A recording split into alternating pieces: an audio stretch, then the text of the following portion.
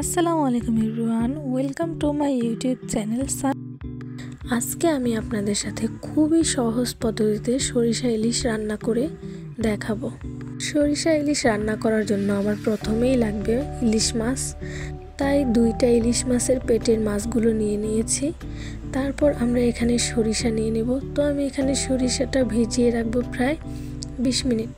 তো ভিজিয়ে রাখার পরে আমি 2টা কাঁচামরিচ আর লবণ দিয়ে এটাকে বেটে নেব। সরিষা বাটা হয়ে গেলে আমি এখানে পেঁয়াজটাকেও ব্লেন্ড করে নেব। তারপর আমি মাছগুলোকে লবণ হলুদের গুঁড়া দিয়ে সুন্দর করে মাখিয়ে রেখে দেব। তারপর আমি কড়াই বসিয়ে দেব। কড়াইতে তেল দিয়ে আমি এখানে পেঁয়াজ বাটা দিয়ে দেব। তো এটাকে কিছুক্ষণ নাড়াচাড়া করে ভেজে নেব। ভেজে নেওয়া হয়ে গেলে আমি এখানে সরিষা দিয়ে দেব।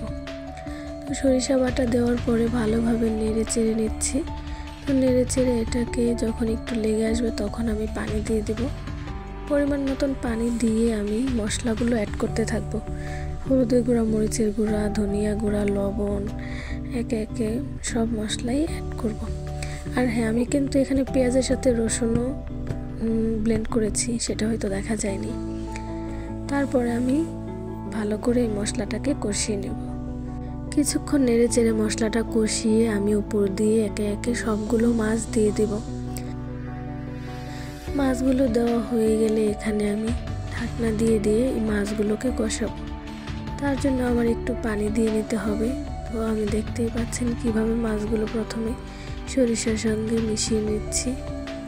তো ভালোভাবে মিশিয়ে আমি এখানে একটু পানি অ্যাড করব।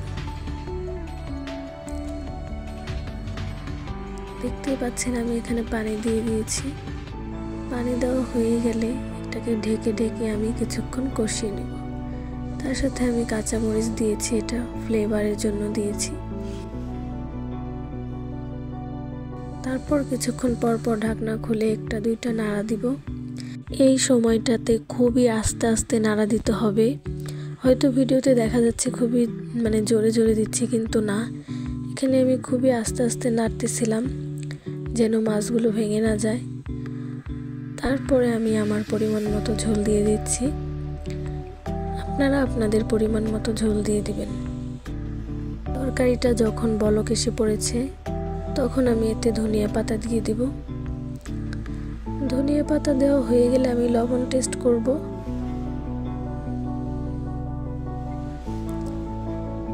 লবণটা পরিমাণ মতো দিয়ে নেব। তারপরে দেখুন আমি আমার তরকারিটা এরকম ভাবে নামিয়েছি। তো এই পর্যন্তই ছিল আজকের রেসিপি। আশা করি সবার কাছে অনেক ভালো লেগেছে। ভিডিওটি ভালো লেগে থাকলে অবশ্যই লাইক, কমেন্ট, শেয়ার করে পাশে থাকবেন। সবাই ভালো থাকবেন, সুস্থ থাকবেন। আল্লাহ হাফেজ।